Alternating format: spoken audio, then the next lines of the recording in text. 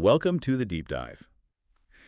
Something we all kind of deal with online, scrolling through feeds or comment sections, is trying to keep those places feeling, well, safe and okay for everyone. Yeah, it's a huge challenge. So today, we're going to dig into how the tech for spotting harmful stuff online has, totally transformed. It really has. I mean, just think about the amount of content popping up every single second on, all the platforms.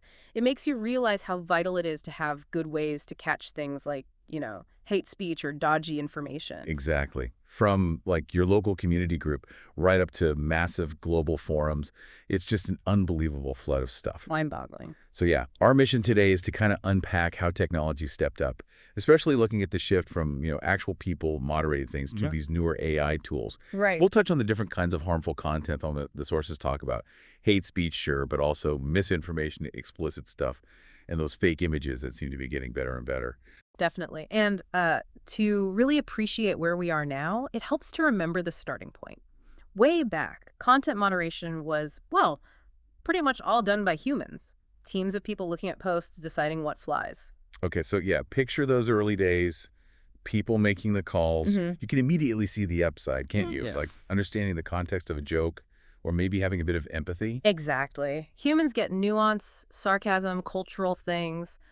Stuff a simple program would just miss completely. They could interpret intent. But I bet that didn't scale well. Not at all. As the internet just exploded, relying only on people hit some serious walls. I mean, the sheer volume, forget it. Things got slow, rules weren't always applied the same way.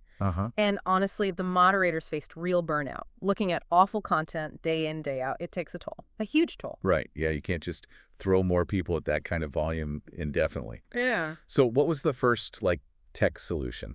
Well, that's when we saw the first wave of automation. Things like keyword filters, pretty basic algorithms, really. How do they work? Just scanning for bad words? Basically, yeah, they'd scan text for a list of banned words or maybe phrases that look suspicious. Like a simple search function, almost. Okay, so if someone dropped a specific slur, bang, flagged. Pretty much. Or words related to violence, maybe illegal stuff. It was a way to process way more text, much faster than people could. But you can already see the problems, can't you? What about typos or coded language? New slang pops up all the time. Exactly. And what if a word on the list is used in a totally innocent way? That must have happened a lot. You've hit the nail on the head. Those early systems were blunt instruments. They led to loads of false positives, perfectly fine messages getting flagged by mistake, very annoying for users. Yeah. And they were also pretty easy to fool if you were determined. Swap a letter, use symbols, use in-group slang. The filters often missed it. Online language changes so fast, these static lists just couldn't keep up. Okay, so that sets the stage for what our sources are calling a real game changer. AI, artificial intelligence. How did that shake things up? All right, this is where it gets really interesting. AI, especially with things like deep learning and machine learning, neural networks, it brought a whole new level of sophistication. How so? Instead of just matching words on a list, AI could be trained on enormous amounts of data, text, images, you name it. It learns to spot patterns, subtle signals, even figure out the likely intent behind the words. Whoa. So it's not just what words are used, but how they're used, understanding the meaning. Precisely. AI can sift through these massive data sets and pick up on nuances the old systems couldn't dream of. It starts to tell the difference between, say, an academic discussion about hate speech and actual hate speech itself, even if some of the same words are present. That's a big leap. Huge! And it can spot new patterns of abuse as they emerge. People are always finding new ways to be toxic online, right? AI can potentially learn and adapt to that. Okay, so let's talk specifics. Our sources mention an interesting example for text, this AI hate speech detector by Vinesh Kapoor. What makes something like that different from the old keyword filters? Well, a key trend here is tools becoming free and easy to access. You don't need a computer science degree or a big budget anymore. Right. Kapoor's tool, for instance, is online, free. You just paste in text. And boom, it analyzes it instantly for different kinds of toxicity, hate speech, harassment, threats. And crucially, a lot of these newer tools focus on privacy, too.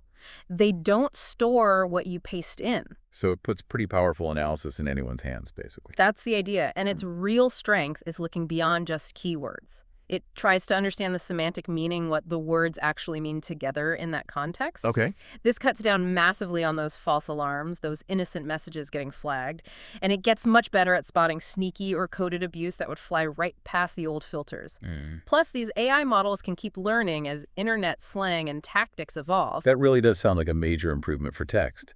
But our sources also talk a lot about images, especially faked or manipulated ones. That seems like a whole different challenge. Yeah. How's AI helping there? Yeah, visual misinformation is a huge problem. So, AI tools for spotting weirdness anomalies in images are becoming super important. These algorithms basically scan pictures looking for telltale signs of digital manipulation. What kind of signs? Like what gives it away? Things like inconsistent digital noise across the image, maybe shadows that look wrong given where the light seems to be coming from, Oh, or maybe perspective distortions that don't make sense, or even tiny little mismatches where bits of different images have been stuck together. AI learns to spot these inconsistencies that often indicate tampering. and again, the sources say these tools are getting easier to use, like free resources Well, available. that's a really important part of it, making this accessible. So yeah, free tools are popping up that anyone can use. Maybe you just saw a weird photo online and want to check it. Right. Or journalists verifying images, teachers showing students about media literacy, analysts tracking disinformation campaigns, a whole range of people.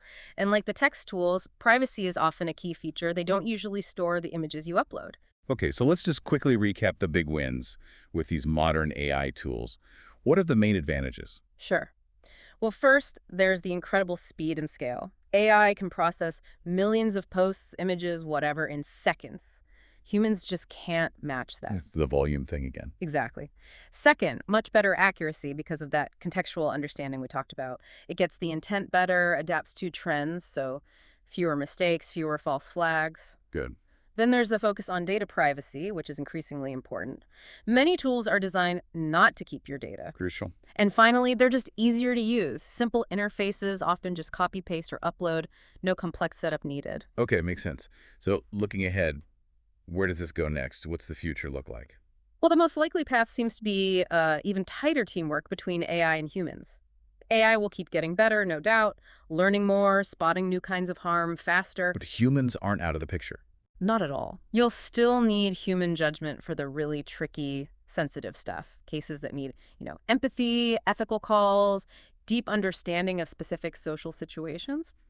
AI isn't there yet, maybe never will be entirely. So AI does the heavy lifting, flags the likely problems, and humans handle the edge cases, the really nuanced calls. That's probably the model, yeah.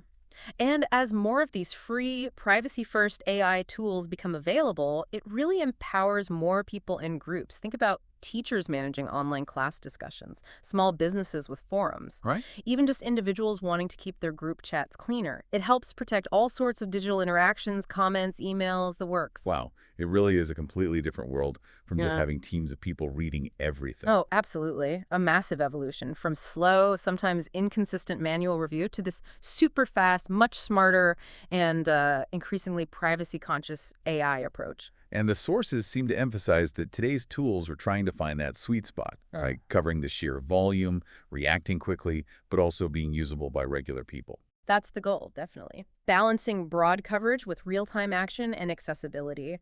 The hope is that all this helps make online spaces, well, safer and maybe a bit more positive for everyone, no matter your tech skills or budget. That is a positive note. So something for you, our listener, to think about. As this AI gets even more sophisticated in spotting harmful content, which sounds great for safety, what are the ongoing ethical questions? How do we make sure we strike the right balance, protecting people, but also respecting free expression? Yeah, that's the tricky part. And as the detection gets better, how will the bad actors adapt? What new challenges pop up when the tools get too good, maybe?